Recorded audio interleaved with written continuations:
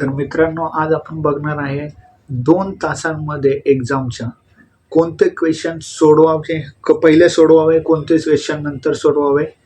तर माझा ॲटिट्यूड मी काय असणार आहे, तुम्हाला माझी स्ट्रॅटेजी त्या 2 तासांमध्ये काय असणार आहे मी तुम्हाला सांगणार आहे. आज तुमची स्ट्रॅटेजी वेगळी असू शकते. तर बघूया आपण माझी स्ट्रॅटेजी काय आहे. तर बघा मित्रांनो, पहिले तर मी टॉपिक लिहून घेतो आपले. अकाउंट्स, नंतर काय आहे, मराठी, रिझनिंग आणि मॅथ्स. तर हे आपले 4 टॉपिक आहेत. या 4 टॉपिकमध्ये सगळ्यात वेटेज आहे ते या अकाउंटिंगला वेटेज सगळ्यात जास्त आहे. मराठीला किती आहेत? 20 प्रश्न आहेत. रिझनिंगला 40 प्रश्न आहेत आणि मॅथ्सला 20 प्रश्न आहेत. तर हे मार्क किती होतात? 110, हे 10, हे 20 आणि हे 10. तर मी पहिले तर आता 2 तास आपल्याला एक्झामचा वेळ आहे. या 2 तासामध्ये तुम्हाला किती क्वेश्चन सोडवायचे आहेत? 7 आणि 11, 130 क्वेश्चन सोडवायचे आहेत. आणि मार्क किती आहेत? तर 150 मार्क आहेत. तर मी तर पहिले घेणार आहे मराठी पहिल्या मी प्रिफरन्स देणार आहे. 2 तासामध्ये मराठीला मी पहिले प्रिफरन्स देणार आहे. जेवढे येतील तेवढे क्वेश्चन पटकन करून घेईल. 20 क्वेश्चन आहेत आणि पटकन फक्त टिक मार्क आपल्याला करायचा आहे. त्याबद्दल मराठीला मी पहिले प्रिफरन्स देईल. दुसरा मी देईल अकाउंटिंगला, कारण अकाउंटिंगमध्ये तुम्हाला मार्क मिळवल्याशिवाय तुम्ही पास होऊ शकणार नाही. आणि याला वेटेज पण 0.50 आहे. या बाकीच्यांना अकाउंटिंगला वेटेज तुम्हाला भरपूर मार्काचं आहे. 50 क्वेश्चन आहेत आणि माझ्या मते 40 क्वेश्चन हे 2 मार्कला असतील आणि 10 क्वेश्चन हे 3 मार्कला असू शकतात. तर बघूया आता. मला पण काय अकाउंटिंगचं म्हणजे किती मार्काला एक क्वेश्चन आहे ते माहीत नाही आहे, पण माझ्या मते तर हे असू शकतं. तर मी अकाउंटिंगला दुसरा नंबरला सोडवणार आहे, कारण बाकीचे माझा आता 3 नंबरला मी सोडवणार आहे मॅथ्स 3 नंबरला सोडवणार आहे. 20 क्वेश्चन आहेत आणि 0.50ला 1 आहे. मार्कांवर लक्ष ठेवा मित्रांनो.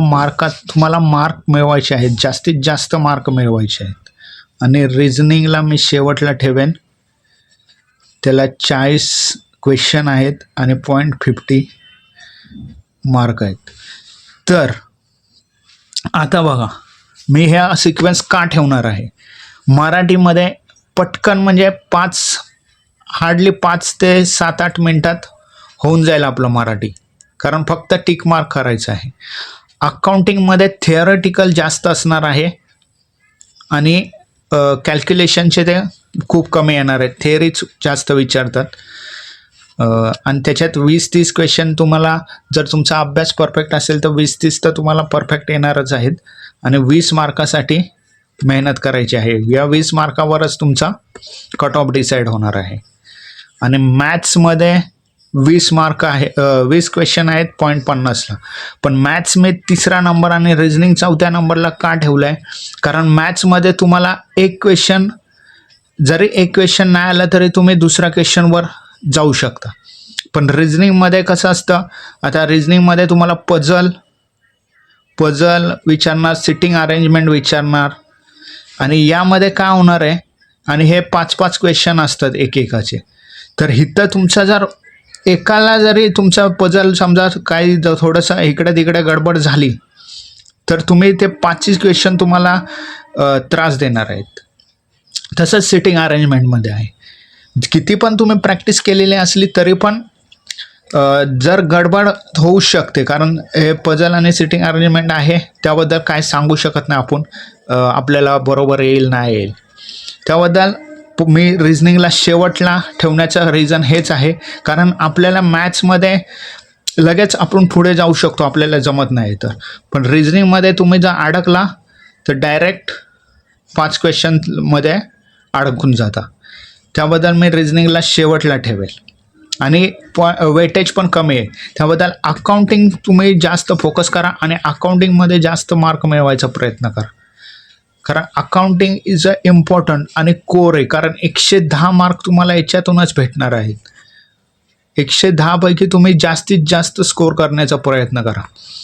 मराठी तर मेजॉरिटी येईल, मॅथ्स आणि रिझनिंगमध्ये ज्यांची प्रॅक्टिस आहे त्यांच्यासाठी चांगला आहे, पण माझा तर हा सिक्वेन्स असणार आहे आणि मला तर वाटतं हा सिक्वेन्स योग्य राहील. आणि जर एखादा क्वेश्चन जर तुम्हाला जमला नाही तर लगेच पुढे जाण्याचा प्रयत्न करा, तिथेच अडकून बसू नका. तर ही बघा माझी स्ट्रॅटेजी तर ही आहे. बघूया आता एक्झाममध्ये कसा पेपर येतोय, त्यानुसार आपण. ते 2 तास खूप महत्त्वाचे आहेत मित्रांनो. या 2 तासात तुमचं हार्डवर्क आणि लक पण तुम्हाला लागेल. या लकवर पण भरपूर काही डिपेंड असतं, कारण 2 तासामध्ये तुम्हाला तुमची मेहनत दाखवायची असते. तर बघा माझी स्ट्रॅटेजी ही राहील मित्रांनो. तुमची स्ट्रॅटेजी काय आहे मला कमेंटमध्ये नक्की सांगा.